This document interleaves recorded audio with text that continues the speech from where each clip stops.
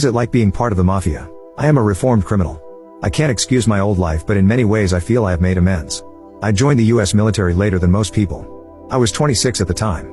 I was never charged or arrested for my crimes because I decided to get out while I still could. After I joined the military, I did 2 tours in Iraq and 1 in Afghanistan.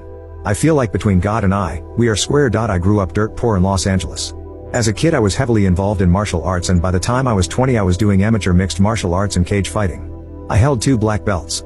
1 in Aiki Jiu-Jitsu, traditional Japanese Jiu-Jitsu, and Brazilian Jiu-Jitsu. I was also over 6 feet tall and over 200 pounds of muscle. A lot of Asian guys came to the underground fights and they made money betting on me. They would buy me drinks and ask me to hang out with them. They were members of the Asian Boys gang, which at the time in LA was the last gang you wanted to mess with. Eventually, one of them brought a Russian friend of his and offered me a job as a bouncer in a Russian-owned nightclub in LA called Spunday on Santa Monica Boulevard. It was rave-style trance music full of all walks of life.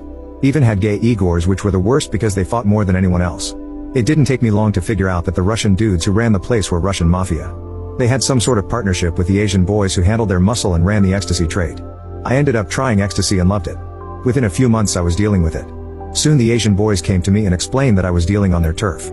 It wasn't an argument or anything. They were actually really respectful but told me that they can't tolerate me dealing in the club. They insisted it was their market. Then I made a stupid decision. I said, look, I kick your guys out all the time for dealing here. And the cops come in a lot. How about you sell to me and I'll push it for you in the club? I can move more than your guys, plus I know when the cops are around. They actually liked the idea, and I think that's what they had in mind. I was Irish, so there was no way they were going to recruit me into the Asian boys. But they treated me like one of their own. I went to all of their house parties, they provided me with an endless stream of Asian girls, and we would roll on ecstasy all night. Before long I was earning about $2,000 a week after kicking money upstairs to them and eventually the Russians. I saw people get busted before, so I was never flashy with my money. I drove an old 80s Toyota and stayed in my little apartment. I didn't want any attention, and both the Asian boys and the Russians loved that. As a bouncer, I had to get violent with a lot of people. And that slowly turned into getting violent with people who I comped and owed me money. And same went for my competition. I was confronted by a Latino gang member who had a problem with me for no reason. He made threats to me and put a lot of crap out on the street about me. The Russians and the Asian boys sat me down and basically said, look, you have to handle this. If he is talking about our operation here, which now extended to 4 nightclubs, then that's going to attract a lot of attention. We already knew there was a gang task force on the Asian boys and that undercovers were coming into the club. I started using mules to do my deals so I could insulate myself. And they ended up doubling business. Finally, Latino gangster came to the club and got caught with a gun that he was trying to get into the club. He went to jail that night, and while in the county, someone slit his throat. Not me or anyone I know had anything to do with it. But the Russians and the Asian boys thought I did.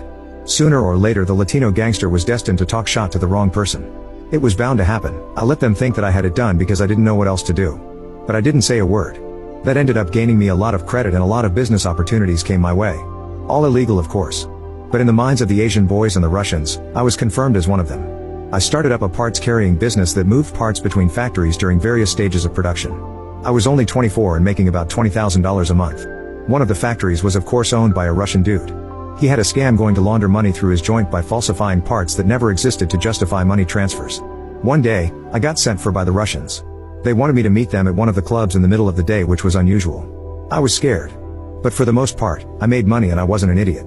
So I knew they had no reason to harm me. When I got there was my main boss and 3 other guys I didn't know. They were all Italian. Not New York but Italy. They were members of 'Ndrangheta, the Italian Mafia in Europe. They were hooked up with the New York Mafia and wanted an ecstasy connection. They told me that their old source in Arizona had dried up. I always wondered if they were talking about Sammy Gravano, who was busted around that time for dealing ecstasy in Oz. But I never knew. I didn't want to become their source for 2 reasons. First, if their original source dried up, then that meant they had heat on them. Second, I was afraid I would be getting into something that I couldn't get out of. I told them to wait a few days while I set something up. Here I was, now a 25-year-old kid, sitting across from real mafioso in their 40s and 50s. I went to the Asian boys and asked them how much more ecstasy they could get me. I was dealing about 500 pills a week already. They told me they were maxed out and that it was getting harder to move. I knew it came from China and up through Mexico. I told them that if they can up it to 5,000 pills a week, I knew someone who could move it for them. They wanted proof, so they gave me 5,000 pills on loan. They had zero problem getting a hold of it seconds after they claimed they couldn't get it. I went back to the Italians and sold it to them for $50,000 that they could easily double their money on. I went back to the Asian boys and gave them $50,000. No profit for myself. They were ecstatic. They ended up showing me their whole operation that supplied several US cities. Vegas, Salt Lake City, Louisiana, San Diego, Miami, etc. They never wanted to tell me how big they were before. But now that I moved that much for them, I was in like Flynn. I went back to the Italians and they said they could move those pills in New York in less than a week.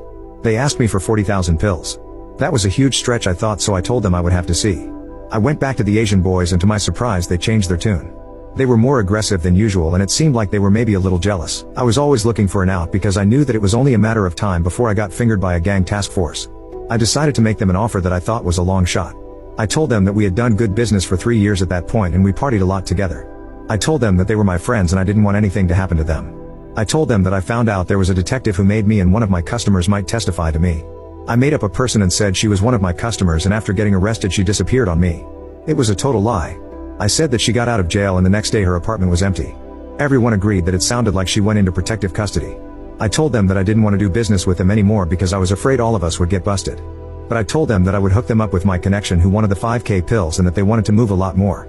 They saw the logic in what I was saying. By removing myself as the middleman, they would be able to expand and drop whatever heat I had on me.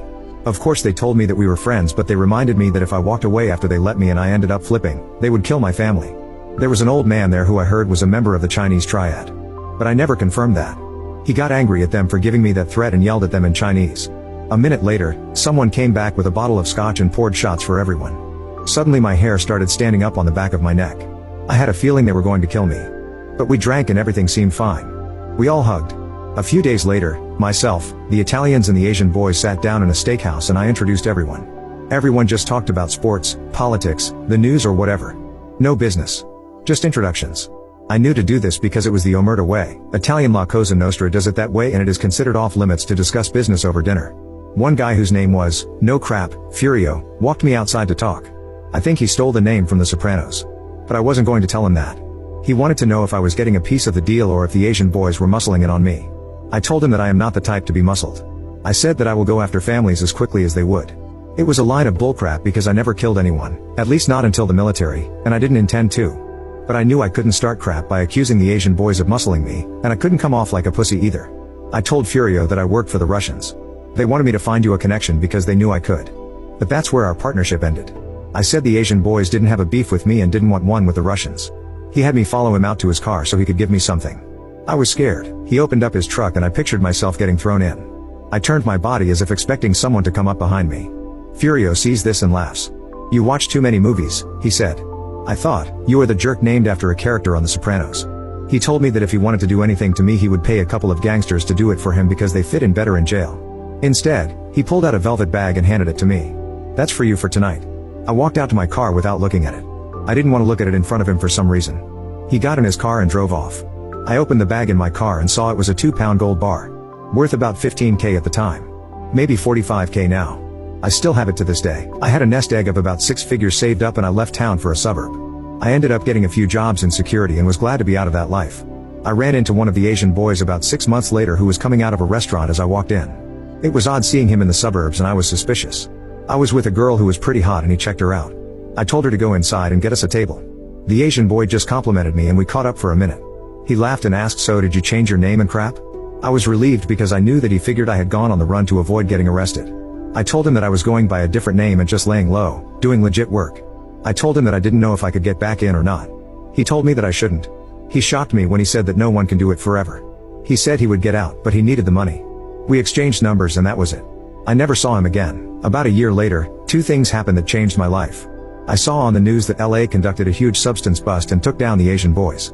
I saw guys I knew being led in cuffs. I took it as it meant that I was officially out of that life forever. Which was my intention. I later found out that one of the mafioso was a DEA agent. It couldn't have been Furio because he gave me gold.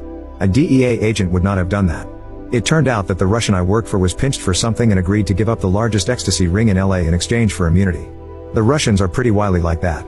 They won't give up on each other but will sell out a partner. I was fearful that my initial substance deal with them would mean they would come after me and arrest me next. They never did. I eventually figured that I was perceived as a courier rather than a dealer. The next thing that happened that changed my life was 9/11 that same year. I felt that I wanted to do something with meaning and leave criminal activity behind completely. I was pissed that the USA was attacked, so I joined the military. 18 years later, I'm out of the military, a combat veteran and own my own legit business. And I don't touch substances.